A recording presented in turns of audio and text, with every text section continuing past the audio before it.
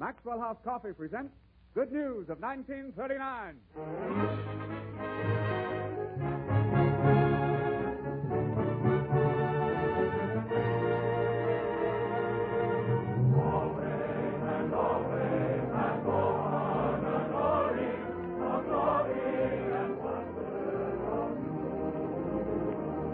The makers of Maxwell House Coffee present 60 star-studded minutes filled with Christmas cheer and holiday spirit from the Metro Goldwyn Mayer Studios in Hollywood.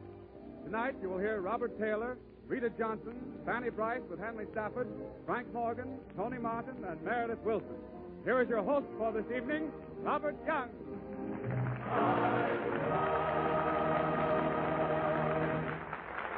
Thank you, Warren. Meredith Wilson and the orchestra get our show underway with a musical tribute to one of the sweetest and best-loved stars on the MGM lot, Eleanor Powell. He calls it Here's to Eleanor, and in it you will find Rosalie, My Lucky Star, and from her newest picture, the title song, Honolulu.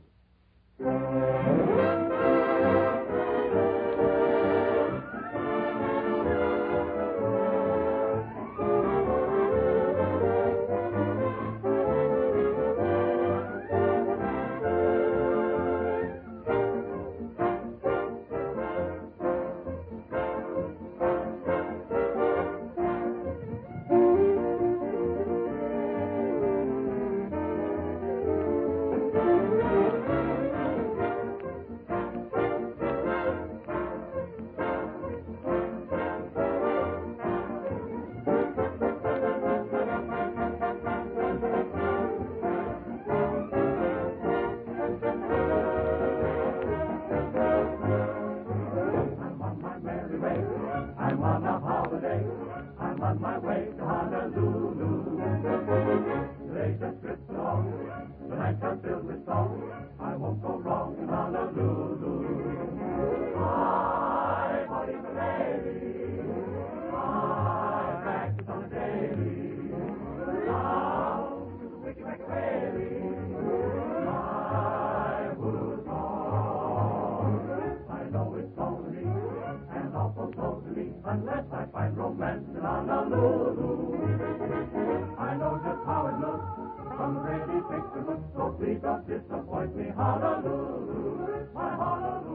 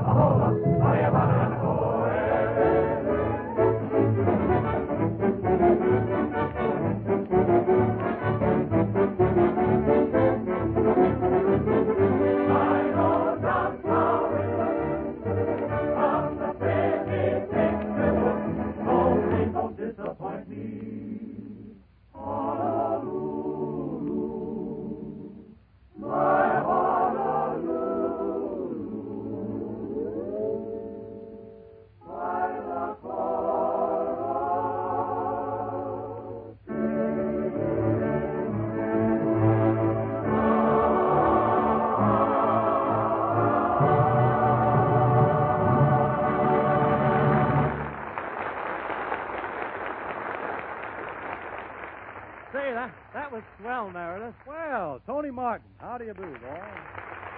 Hello, Bob. Say, Bob, I just walked into my dressing room and I saw all the swell presents you fellas got for me, and, gee, I don't know what to say. Why, it's all right, Tony. Don't say okay. Merry Christmas. Merry Christmas. Say, Meredith, Sure. How did you know that was just what I wanted? I'm psychic. A suit of long underwear. Fits me like a glove.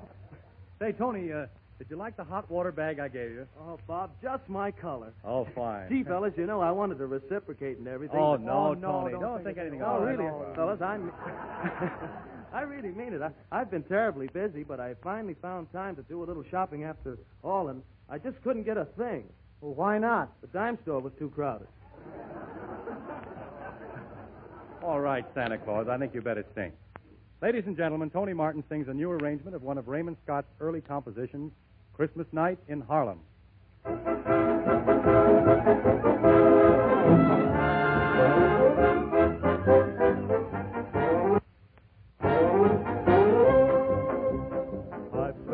Christmas in Singapore, rung bells in Ecuador. I've seen the gay streets and play streets of every shore. Each town has some stay out late white way, some not so great white way. They're only thin types of Harlem way. Under a sky of electric lights they sway. There's where they dance all their hectic nights away. Take London Strand and the Paris Rue de la Paix. But give me Harlem, give me Harlem, where every gal strutting with her bow through the streets covered white with snow. Happy smiles everywhere you go. It's Christmas night in Harlem. Black and tan, feeling mighty good in that old colored neighborhood. Here and now, be it understood, it's Christmas night in Harlem. Everyone is going to sit up until after 3. Everyone will be all lit up like a Christmas tree. Come on now, every cold black Joe, greet your sweet niece the mistletoe with a kiss and a hidey-ho. It's Christmas night in Harlem. Hallelujah, hallelujah, hallelujah, hallelujah, hallelujah, hallelujah, hallelujah.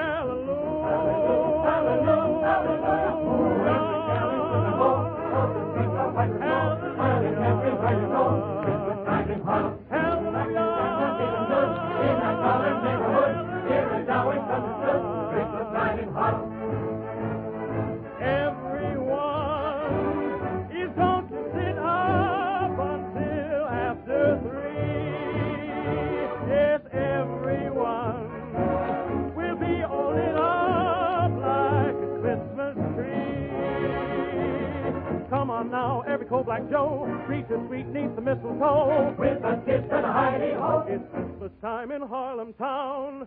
Tonight. Every gal is living on underneath the mistletoe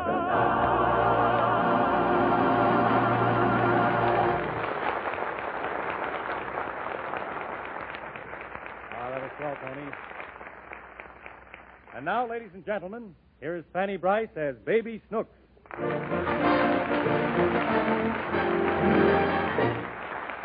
Daddy, played by Hanley Stafford, is taking Snooks down to a department store to see Santa Claus. As he leads her into the store, Daddy is full of happiness and the Christmas spirit. Listen. Oh, Snooks. Stop dragging along behind.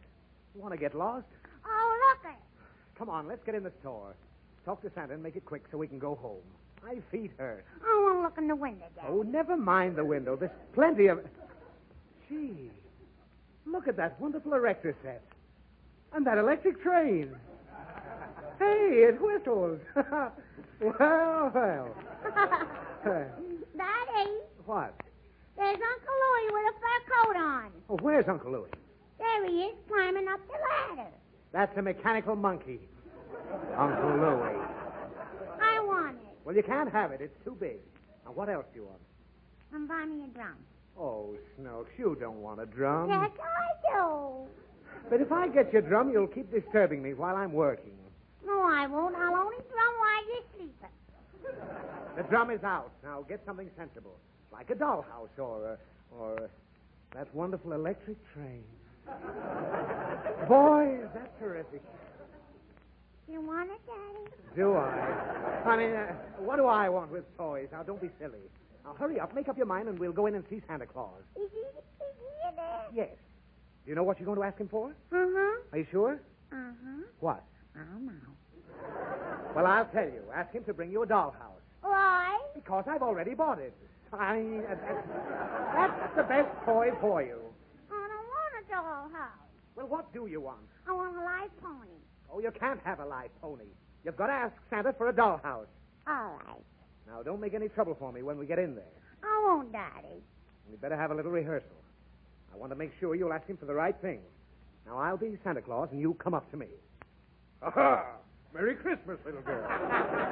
Same to you, Daddy. No. Say Merry Christmas to Santa Claus. Where is he? Inside the store. And why should I say it out here? Because I'm Santa Claus. Where's your beard? I haven't got a beard. I'm just pretending. Now, when you see Santa, I want you to ask him for a dollhouse. Now, let's try it again. All right. Now, here we go. Where are we going? Nowhere. Ah. Now, let's try it. Aha! Merry Christmas, little girl. I want a live pony. I told you to ask for a dollhouse. I don't want a dollhouse. Just the same, you've got to say, I want a dollhouse. Why? Say, I want a dollhouse. Ah, Merry Christmas, little girl. What do you want? Daddy wants a dollhouse. What? But I want a live pony. Now, listen, sir. If you don't ask him for a dollhouse, I won't take you in there. Are you going to behave? Mm-hmm. All right, let's go in. All right. Now, there's Santa. Now, come on over and talk to him. Now, go ahead, sir. Hello, Santa Claus. Well, Merry Christmas, little girl. Merry Christmas. Well, you're just about the nicest, sweetest little girl I've ever seen. Come over close to Santa. Now, what are you crying about? He's going to spank me. Oh, look out. What have you done? No. You give Santa back his beard. Come on, let's get out of here. What kind of a kid is that anyway? You ought to give her a south swing. Well, now, you've annoyed Santa Claus. I guess that'll fix you for Christmas, Why? because he won't bring you any presents. Then I'll buy some. I got 40 cents. Oh, you have? Uh-huh. I saved it up to buy a present for you and Mommy. Why, Snooks, that's very sweet of you, dear. I'm going to buy you a silk bathrobe. Oh, yes? And I'm going to buy Mama a great big diamond ring. Well, listen, Snooks. I think you'll need a little more money if you're going to buy all that. Give me the 40 cents. Here, Daddy. And here's a brand new $10 bill for you. What shall I buy you, Daddy? I'll leave it entirely up to you. Let's walk around the counter. Oh, look at all those nice things. Ain't it wonderful? Hello, little boy. Oh, what's your name? Tony, what's your name? Pudding Cane. Ask me again, I'll tell you the same. Oh, Snooks, be polite and tell the little boy your name. My name is Snooky. You got a big hole in your pants. Snooks. Well, I know it. The patch ain't the same color. That ain't a patch. That's me. Where's your daddy? I ain't got no daddy. Why? Oh, I don't know. They took him away last year in an ambulance. Mother says he ain't coming back. Oh, you look cold, Sonny. No, I ain't cold. I'm going home soon. When? As soon as I sell the rest of my papers. What are you selling papers? Well, I got 18 cents already. If I get another 7 cents, I can buy something for my mother. What did you figure on buying, Sonny? Well, I kind of wanted to get her that nice soft fur coat, but the man said it cost too much. Mother gets awful cold most of the time. I guess I can buy her a turkey, though. A turkey? Uh-huh. We ain't had turkey for an awful long time. Yeah, I bet you'd love a turkey. Daddy, Yes, dear. I want to whisper something to you. Yes, dear. You don't need no Christmas present, do you? I think I can do without it this year. All right. Here, Tony. Buy something for your mommy. $10? Oh, gee, I can't take this. Yes, you can you, Daddy? Why, of course. Is it all right, mister? If my little girl wishes you to have it, that's fine with me. Gee, thanks. Bye. Goodbye, little Merry boy. Christmas. He's nice, little boy. Well, Snooks, I don't know what to say. You really are a wonderful child. You love me, Daddy? Snooks, I love you an awful lot. When you're good. Daddy, Yes? I love you even when you ain't good. Well, come on, let's go home, baby. This is the happiest Christmas of my life. Daddy, What is it? you know what? What, Snooks? I bet that little boy thought I was Mrs. Santa Claus.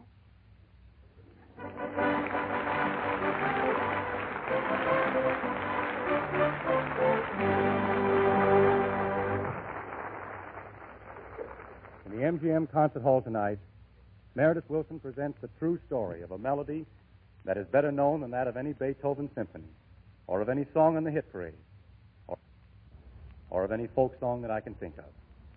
But I'm sure there are very few of you who can tell the name of the man who composed it.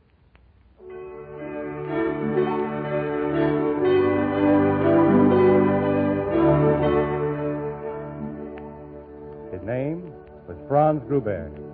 He was born in a little town in Upper Austria almost 150 years ago. His father was a poor linen weaver. So although Franz was interested in music almost from the time he was a baby, there was little money available for study. But Franz Gruber was a boy of talent as well as determination. At home, beside his bed, he built into the wall a series of little blocks about the size of the keys of an organ. And there he practiced. One Sunday, the regular church organist having been taken suddenly ill, the boy Franz, only 12 years old, leaped to the organ bench and played the entire service of High Mass from memory. It was just 10 years later, in the year 1818, when he was only 22 years old, that the young man made his deathless contribution to music. The parish priest, a man named Joseph Moore, burst into Gruber's house on Christmas Eve with a poem he had just completed.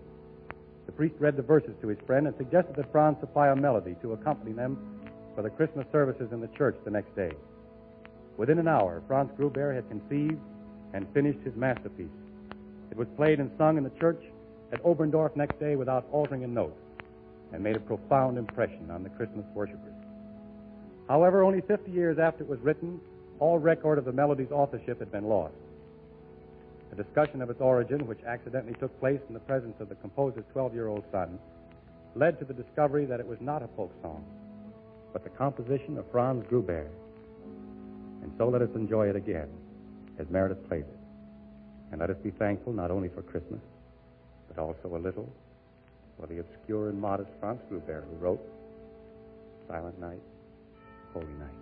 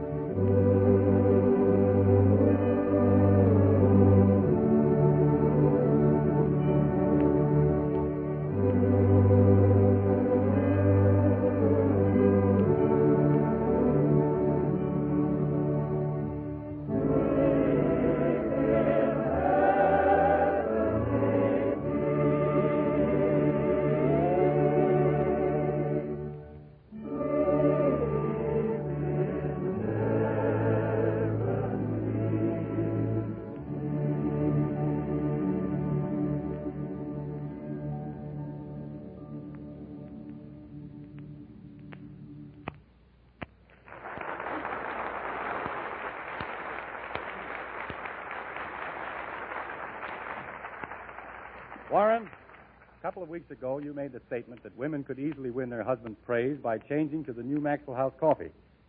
Well, at a dinner party last night, one fellow doubted it.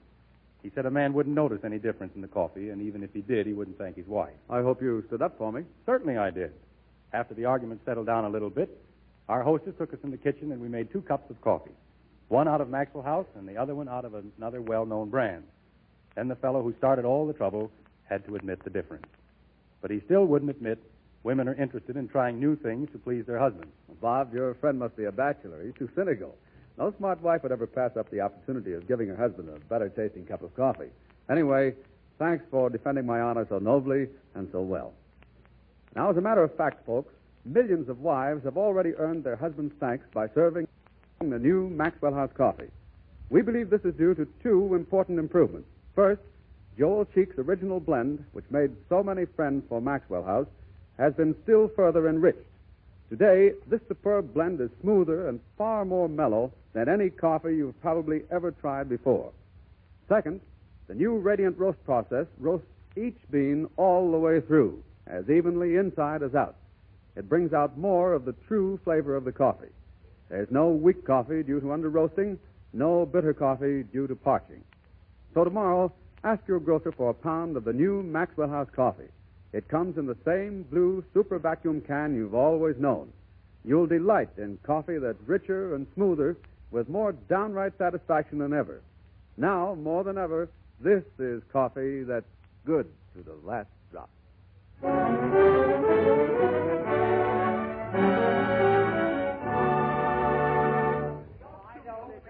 What's all the excitement about? Quiet, for heaven's sake.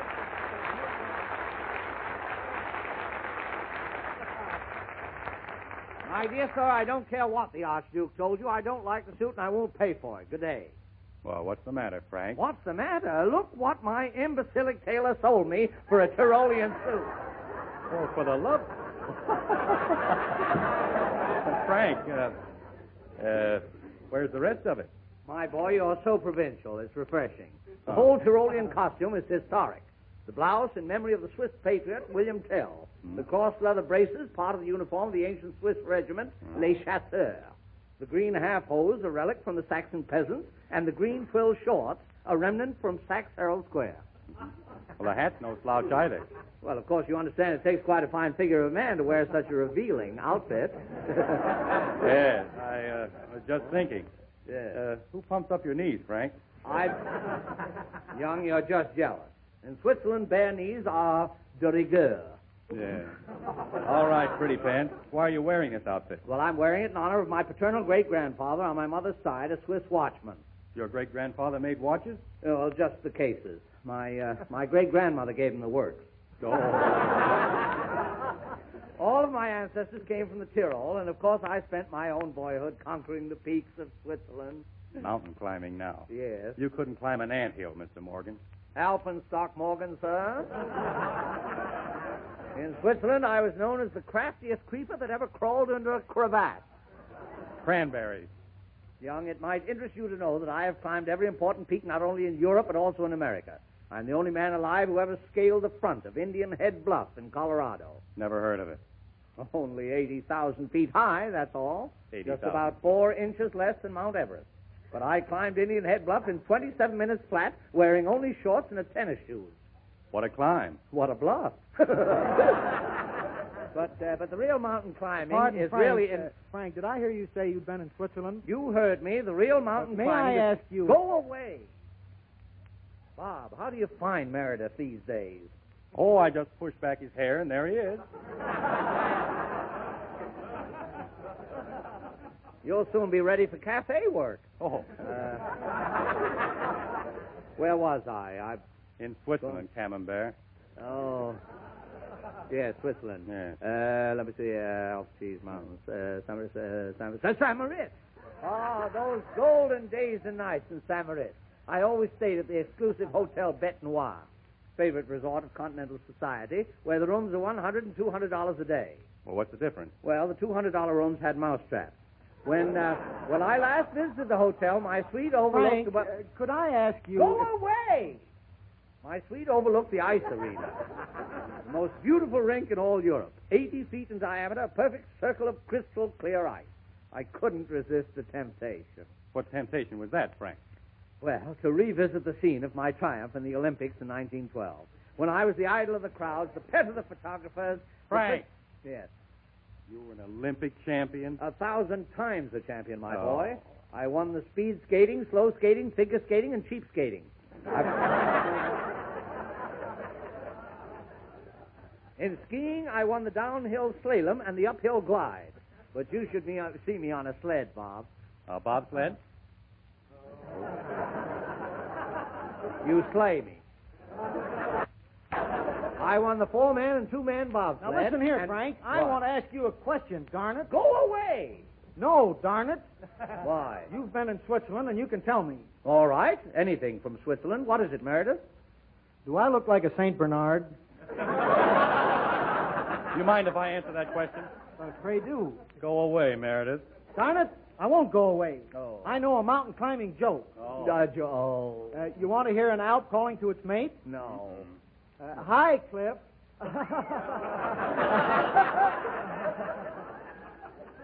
Darn it. This is no place for me, Bob. I'm going home. I can't. Now, wait a minute, Skee-Ball. What? I want to hear some more of that mountain lion. Yes. Well, I'll never forget the first time I skated on the rink at the Bête Noire, my European debut. With studied carelessness, not appearing to notice the crowd, I described a series of sparkling glissandos. Then, pretending to flick an imaginary snow crystal from my skate, I pirouetted on one toe, a flashing human gyroscope, till the crowd burst into spontaneous cheers. That got him, huh? Bob, I can hear it now, the ringing of their cheers mingling with the notes of a church bell far across the valley, where the peasants were celebrating the old Swiss festival of Kirchnissen-Sonntag. What's that? Walnut Sunday. I'll have a cherry coke.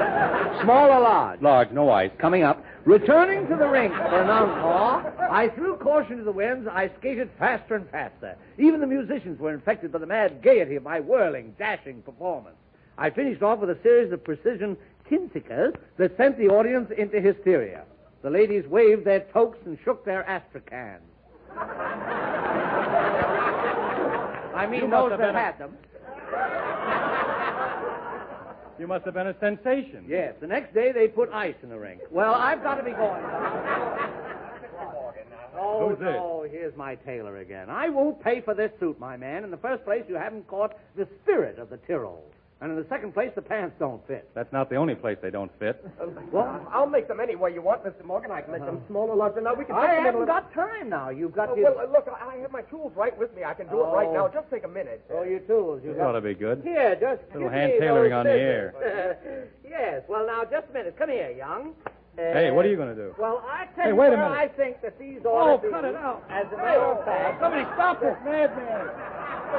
Hey, he's cutting my pants up. Now, Maybe I have to sleep. I don't believe that'll do it all. It Oh, won't that's a do. fine thing. Hey, They'll have to be Frank.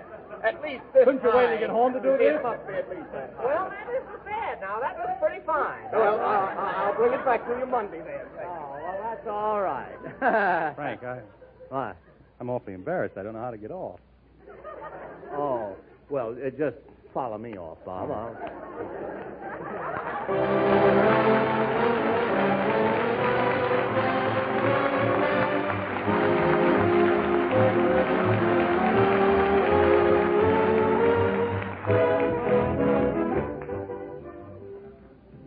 Ladies and gentlemen, Bob Young has gone out to borrow another pair of pants. But I noticed it's about time for our old Thursday evening custom. You know, at this happy season of the year, the holiday mood is everywhere. You can see it on the faces of the children and the actions of your neighbors. Everyone is thinking about the nice things they can do for others, and how they can bring more pleasure to their friends, how they can make this holiday truly one of peace on earth, goodwill toward men. And at this joyous Christmas season, we too are happy, for Maxwell House is bringing more pleasure to more firesides than ever before. And now, won't you join us in our moment of relaxation? A steaming, fragrant cup of Maxwell House coffee. Here's yours and yours. Sugar? Cream?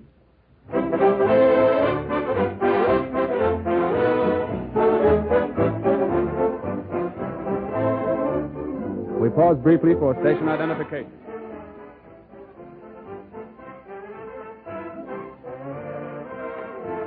This is KFI, Los Angeles.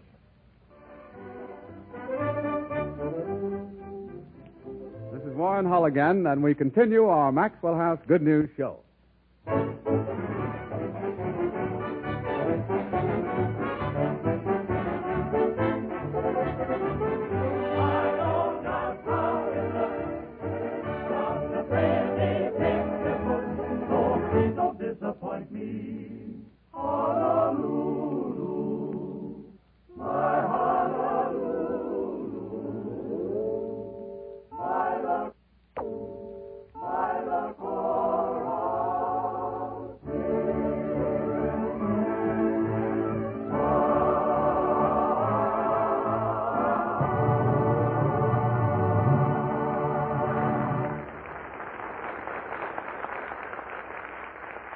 This is Bob Young again with a new pair of pants. And now, ladies and gentlemen, as a special pre-Christmas treat, Maxwell House presents Baby Snooks reciting The Owl and the Pussycat by Edward Lear. Bring her on, Daddy. All right, sir. Go on. Don't be nervous. Oh, Daddy. Wait a minute. Let me straighten your dress. Yes. What's the matter? I ain't got no hanky, Daddy. Oh, wait. I'll blow your nose. Come on now, blow. Then, are you all set? Uh-huh. Well, go ahead.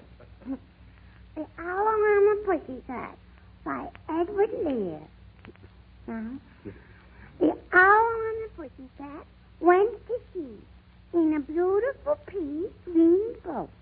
They took some honey and plenty of money wrapped up in a 5-pound note.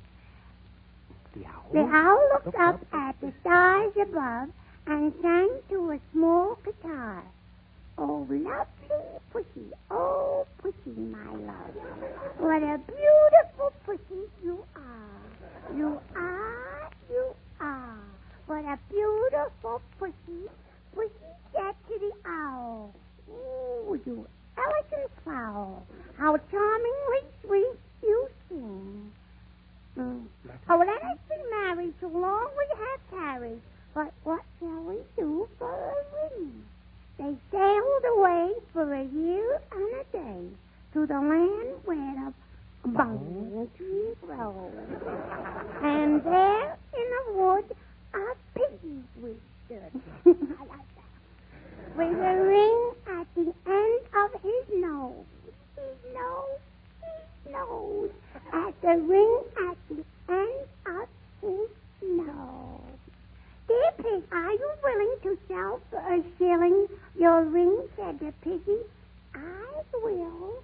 So they hurried away and were married next day by the turkey who lives on the hill. They dined on mince and slices of quince, which they ate with a wonderful spoon. And hand in hand on the edge of the strand, they danced by the light of the moon. The moon, the moon. They danced by the light of the moon. And I forgot the rest. Oh, that's all there is. There's no more. No more? No.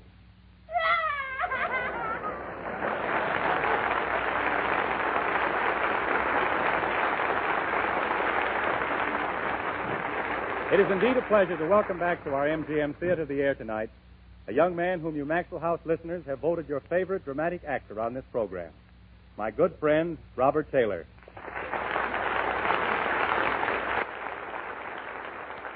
Bob will appear with a young lady who's played with him before in our theater, the charming and personable Miss Rita Johnson.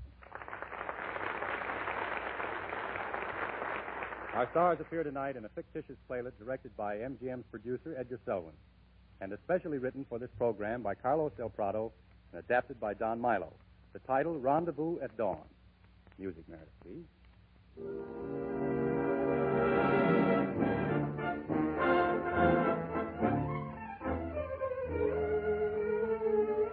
It is spring, the time when eager proprietors of the many sidewalk cafes which characteristically dot the streets of all European cities begin to rub their hands enthusiastically. For with spring comes romance, and with romance, business. At the Cafe Royale, occupying their favorite table, are Eric Rapinard, played by Robert Taylor, and Vilma Duro, played by Rita Johnson. They are young and gay, yet strangely wise. Wise perhaps because their very lives often depend upon their wits. For Eric and Vilma serve their beloved country in its most dangerous and thankless capacity. They are spies.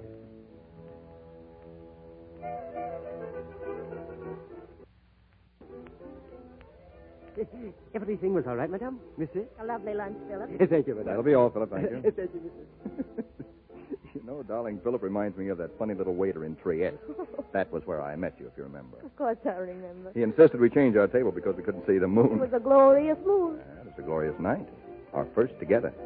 I've often wondered what we ate, you know. When I'm with you, I never know what I eat or drink. Darling. Well, can you blame me?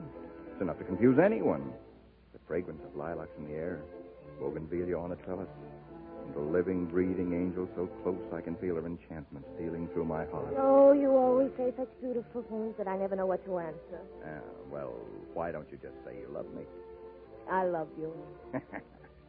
What could be more beautiful? I love you. 3 little words, so powerful that for the sound of them, men give up kingdoms, glory, honor, and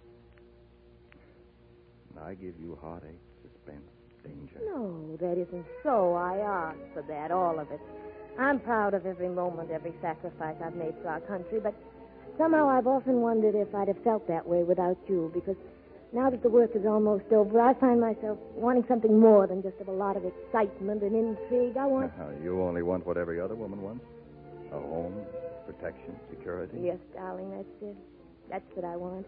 I know of a little place in Switzerland, like Moto by the lake. We could only take a tiny cottage there. A tiny cottage by the lake. Yes, I'd like that, too. In the evening, a log fire crackling merrily, you in my arms. Watching the flames dance until we both fall fast asleep. Oh, I've dreamt of that, Eric. Oh, how I've dreamt of it. I've thought of those things, too, Wilma. I want you to have them. And after tonight, if everything goes well, you can. After tonight? Then you got the order. What do we do?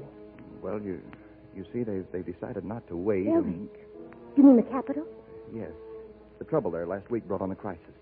Franz Bulig and I have been ordered to make the final move. Franz Bulig? But why not me?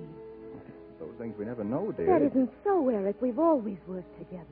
We saved each other's lives time and again. Why, then, is it Franz instead of me? I told you I don't know, Velma. I get my You orders. do know. You're just trying to protect me. You asked for Franz, didn't you? Now, darling. Didn't you? Now, darling, You're please. afraid, Eric. You're afraid something will happen. Oh, darling, don't you know I wouldn't mind any danger so long as we're together. Please, please let me go with you. Vilma, we've asked so much of fate, you and I. We've been awfully lucky. This time we might not be so lucky. Perhaps our just asking for me alone won't be too much. Oh, Eric, I can't let you go. I can't. Stop it, Vilma. The girl I love has courage. She doesn't know fear. Not for myself, darling. To die is one thing, but to lose you and go on living, that's another. It's what I couldn't stand. Suppose you fail. I won't fail. I've too much to live for. A toast, then. A toast to tomorrow. And to Mr. and Mrs. Eric Rapinoff in the tiny cottage at Montreux.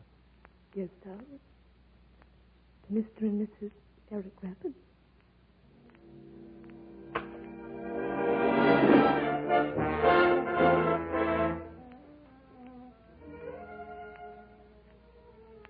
Sure there are no messages? Yes, madame, I just asked again. No messages.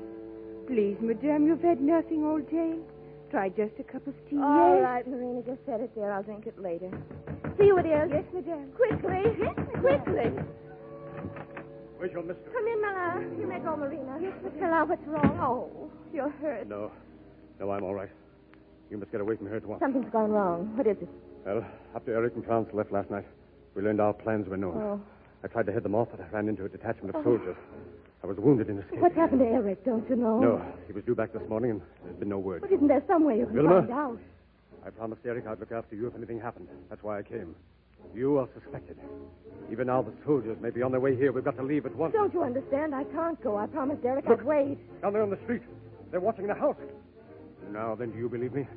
We'll have to take a chance for the back way. Hurry, every moment counts. No, I can't go. We would have been married today. Vilma, I've risked my life to come here only because I promised Eric to see that you were taken care of. Now, are you coming with me, or will I have to carry you? Leave me alone, can't you? Open the door! Mama, please put me down. I won't go. Open the door!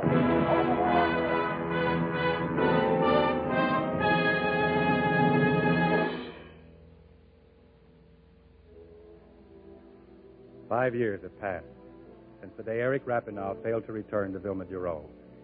Years which have weighed heavily on the imprisoned Eric. For little news from the outside world has reached him. Once a new prisoner brought news that a General August Renar had married a woman thought to be Vilma. With this tormenting thought constantly in mind, Eric joins 2 fellow prisoners in a desperate plan for escape. After spending months working at the bars of their tiny cell window, an opportunity finally presents itself. It is night. Hopefully, desperately, the prisoners lay their final plans. The new guard takes over on the hour. You know what to do. Yes. Now remember, the guard's name is Bond. I remember. We mustn't fail. Fail? After 5 years in this hell, we can't fail. I wonder what a glass of wine will taste like. It's been so long I can't remember. Wine. And real food again. And music. That's what I want most. To hear music. Wine, music. That's what you want, is it? Compared to what I want, they're nothing. I hope you find her, Eric. To hear her voice again. To hold it in my arms. That's more than wine and music. That's ecstasy. Here comes the guard. Remember. Help. Who is it? What is wrong? Oh, I'm sick. What's the matter? Here are the keys. The door, quick. Drag him inside. Good work, man. Help me with these boots. Put on his tunic, Eric. Hurry. And his sword. Now, follow me. Come on. Listen. What's that? They must have found Bonk. Come on, we'll have to run for it. Hey there, guard. Any prisoners pass your way? Guard!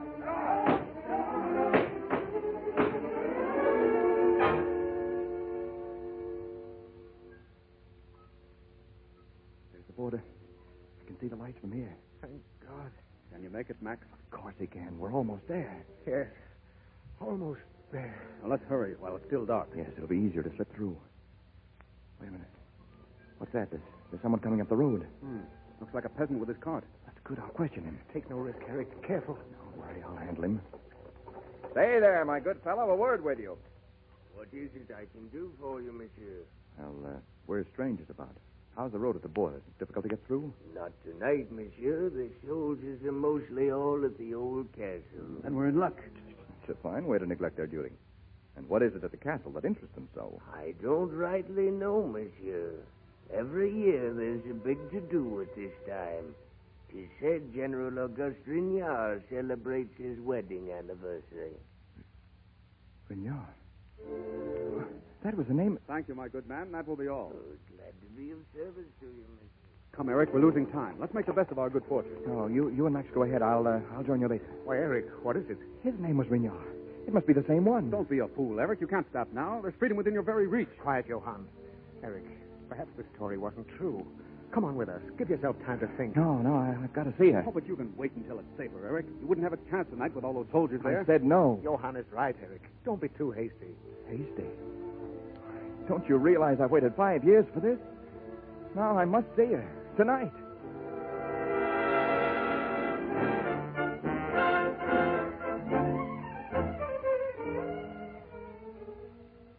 May I wish you another year of happiness, Countess? Thank you. You're very kind.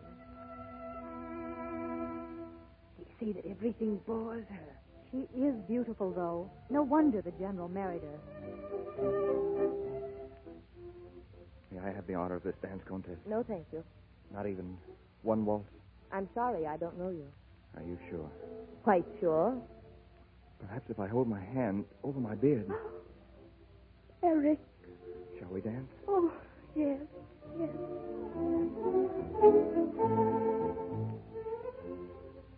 Oh, Eric, I can't believe it. It can't be you. Why not? But you've changed so. Your face, even your voice. 5 years, Velma. Oh, 5 years. Oh, Eric, you shouldn't have come here. It's dangerous. Nothing could keep me. Not another day, another moment. Hear your voice, feel the touch of your hand. Oh, I had to come. It's wild. It's crazy. It's everything I've thought about for 5 years. Oh, darling, hold me closer. Eric, those officers, they're staring. Because you're so beautiful. But they're looking at you. Because they're green with envy. Oh, Eric. Nothing unusual. The handsomest couple on But the if floor. they recognize you... It's barely possible if you didn't. Eric, you must go immediately. What? If I finish this waltz? We'll dance over towards the entrance. You can slip out some way. Can I? I'll meet you tomorrow. I'll come to you anywhere, I promise. Only please go before they catch you. You really mean that, don't you? Of course I do. I mean about tomorrow. You really would come to me, wouldn't you? You know I would. No matter where I were. Yes, dear. Now please go. No, not yet, Velma. Don't you realize the danger? I only realize how long I've waited for this moment. Oh, darling, you don't know what it's been like. Not even knowing if you were alive, just waiting and praying and waiting. And the news of 2 spies had been shot. One was Francis Bulick. I knew he was working with you. With usual mystery about the other one. And you thought it was me, thought I was dead. Yes, what else could I think? Yeah, I was dead. All these years, I know that now. Yeah. And now it's like living again. Darling. Remember this waltz? Yes. Cafe Royale. A little table under a lilac tree. You do remember. Two people very much in love planning their tomorrow. Their tomorrow that never came. Funny, isn't it, how the music brings it all back? Every word, every thought, every look. Oh, darling. Hold me closer. Tell me it isn't a dream. Tell me you've really come back. Yes, I've come back. I, Eric Rapinoe. They'll hear you. Everyone's looking this way. I can't see them. I don't even know they exist. All I know is I'm back and you're in my arms and we're alive again. Let's dance out on the terrace, the two of us together. Just like the Royale? Yes. There might even be a lilac tree. What, out there? Why not? I don't know. Well, here we are. Shall we go out? Yes.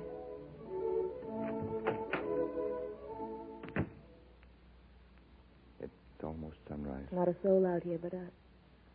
No, not a soul. What's the matter, dear? Nothing, darling.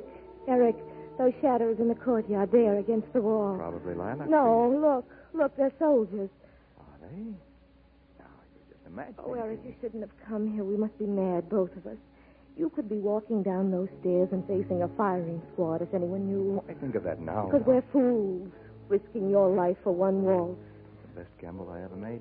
Well, I mustn't anymore, darling. Why not? We always took chances, didn't we? That's what made life so thrilling. Paris, London, Budapest, Cairo. Wherever we were, we took chances. And we always knew that someday there'd be a blindfold, a cigarette, and a firing squad. Stop it, Eric. Don't say any more.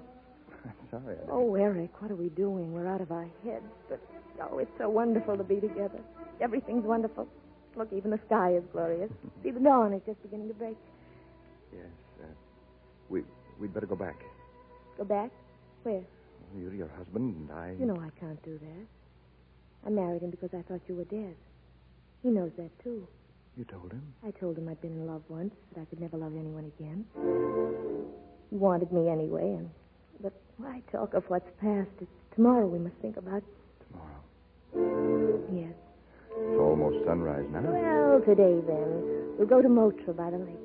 Remember, darling, that's the place I always wanted for our honeymoon. Yes. We won't let anyone keep us away from it now. No. There won't be any more secret missions, no last-minute orders to keep us apart. No, darling. Just you and I. In the tiny cottage by the lake. Yes. Vilma. Oh, there you are, my dear. I've been looking for you. I'm so sorry I didn't realize. Oh, Auguste, may I present Monsieur... I believe I know. Eric Rapinoe. General? Oh. Almost sunrise, Monsieur Rapinoe. Yes, General, I know. Thank you, madame, for your kindness. Good night. Au revoir. Good night, madame. Now, my dear, shall we go in? Yes.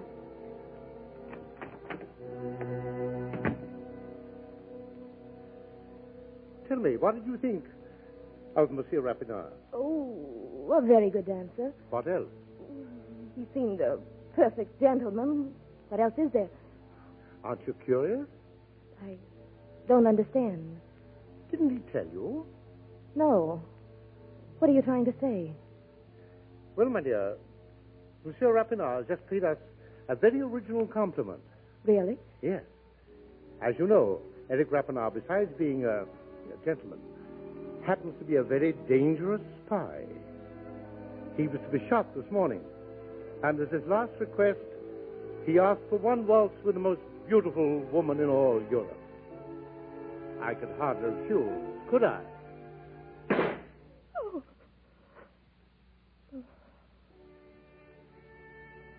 Shall we dance, my dear?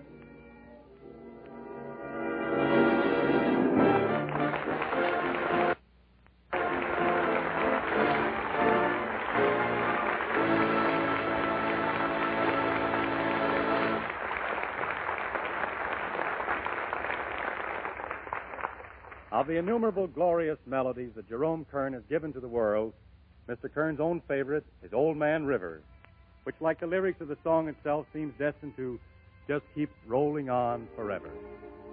Tony Martin sings this old showboat favorite for you, friends of Maxwell House. Doggies all work on the Mississippi. Darkies all work while the white folks play.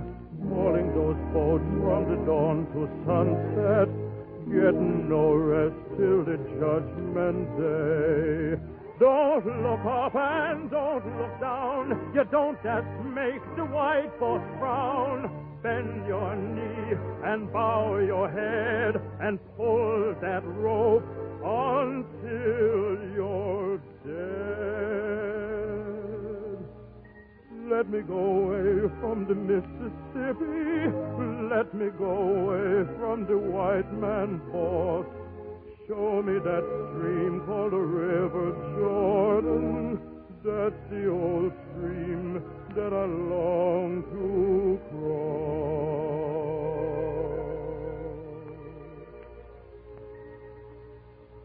Old Man River, that old man River, he must know something, but don't say nothing.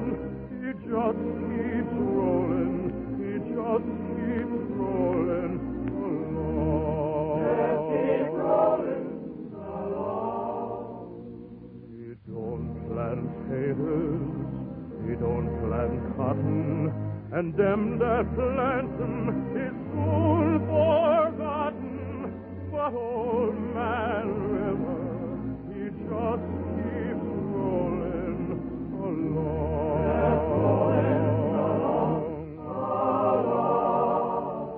You and me, we sweat and strain, body all aching and racked with pain. Tote that barge, lift that sail, you get a little drunk, and you land in jail. I'll get weary and sick of trying. I'm tired of living and fear of dying. But old man River, he just keeps rolling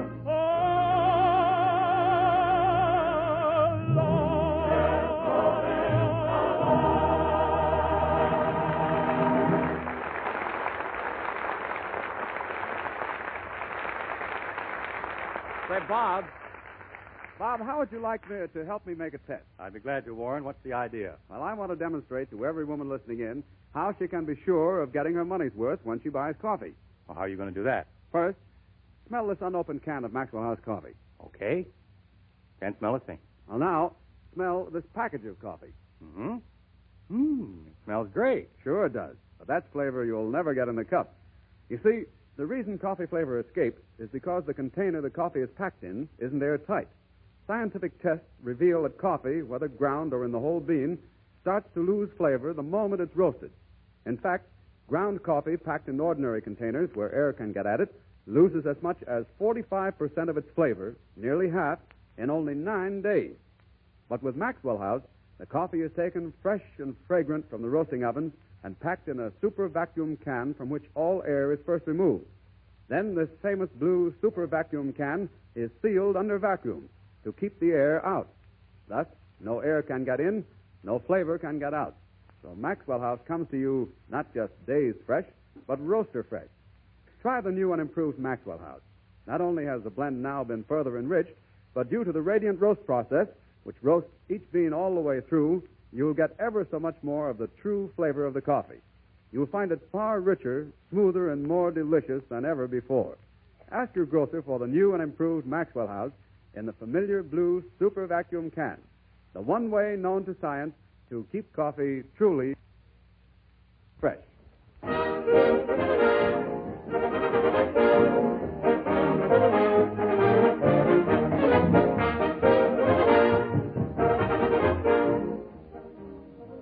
There's a form of parlor entertainment much in favor during the holidays. Anything to do with quiz or puzzles is a game that everybody plays. If you're really in the mood for riddles, here's a question I would like to raise. What makes the world go round? The breezes blow, the roses grow, the crickets crick, and the dogs bow wow, the clocks tick tick, and the cats meow. I know, Ring Young, I know. Oh, quiet, Snooks, I'm singing. Oh, is that what it is? What makes the world go round? The rivers flow, the roosters crow, the whistles blow, and the cowbells ring. It may be snowing, but you think it's spring. I know, Mr. Young. I know. Quiet. All because you won somebody's favor, and life becomes a horse of a different flavor. Meredith, what makes the world go round? Why, melodies, Bob, and fine harmonies. A stirring march or a minor strain. Some happy song or a love refrain. Mr. Wilson, I know. Quiet, Snooks. Frank, what makes the world go round? Why, perhaps a good smoke or a little joke. And, of course, a lovely lady, a pretty face, a table for two in some quiet place. Wow! How about you, Bob Taylor? Well, I'll take my ranch. A horse to ride. My boots and my hunting gun. A nice big campfire beneath the sky. That's my idea of fun. Tony, what makes the world go round? Well, Bob, a song to sing or a tune to swing, a fine arrangement or maybe a good part to play, Maxwell House coffee and Alice Faye. That ain't it, Mr. Martin. I know. Oh, Snooks, will you please be quiet? Oh, what are you crying for? You won't let me say what I know, and I know what makes the world go round. All right, Snooks. What makes the world go round? Well, being kind to Christmas time and giving to the poor. Like I learned at Sunday school. Live by the golden rule. Love your mommy and daddy, and be good to all your friends. Peace on earth, goodwill to men. You see? I know. Meredith, excuse me a moment. I think we ought to take a hint from Snooks and wish all our friends a Merry Christmas. Well, I'd like to wish them all a Merry Christmas, too. And so would I. You count me in on that. What about you, Rita? Well, I certainly would like to wish everybody a Merry Christmas. Beg pardon, Bob, but right about here, don't you think it would be a nice thing if everybody wished our friends a Merry Christmas? Oh. Meredith, where have you been? That's what we've been talking about, but we don't know how to do it. Well, why don't you sing it? Now, why didn't I think of that? All right, everybody ready? Yeah. Here goes. Merry Christmas, everyone, from us to you, and you, and you.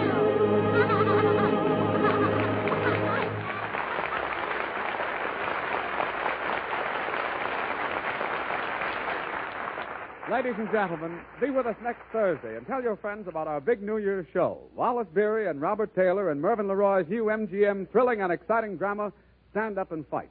We'll also have with us charming Florence Rice, Douglas MacPhail, Fanny Bryce, Hanley Stafford, Frank Morgan, Meredith Wilson, and Robert Young. A special guest will be NBC's sports announcer and commentator of news of the day, Bill Stern. Take it, Bob Young. There's one Christmas treat you can give your family. Take them to see MGM's brand new picture, Charles Dickens' A Christmas Carol. They will never stop thanking you for taking them. And now, speaking for the Metro-Goldwyn-Mayer Studios and our entire Good News staff, may I wish you all a very Merry Christmas.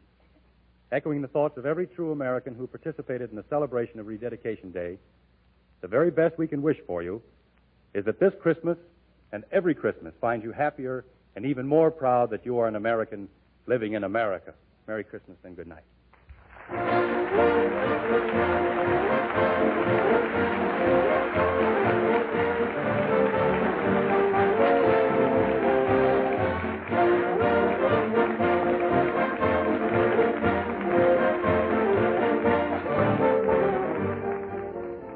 Now, this is Warren Hull saying good night and wishing each and every one a very Merry Christmas for Maxwell House, the coffee that's always good to the last drop. This is the National Broadcasting Company. KF.